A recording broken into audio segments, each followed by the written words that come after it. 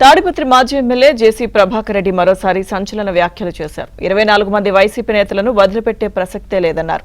వచ్చే మున్సిపల్ ఎన్నికల్లో ఈ 24 మంది మినహా ఎవరైనా పోటీ చేయవచ్చన్నారు.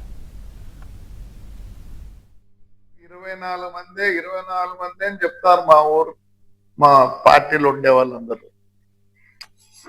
ఇది వైఎస్ఆర్ తెలుగుదేశం కాదు.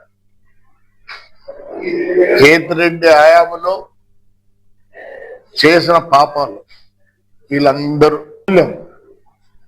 ఆయన పెద్దవాడు వాడు మూల్యం చెల్లించుకోవాల్సిందే.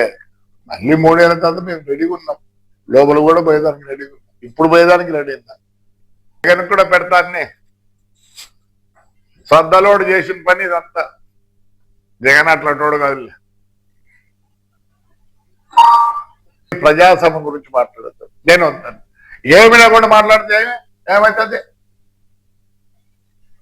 మహిళ కాడికి వచ్చినప్పుడు లేదు, ఇంకేమవుతుంది? అంతకన్నా ఏమవుతుంది? వదిలే ప్రసక్తి లేదు. 24 మంది హాయిగా రండి.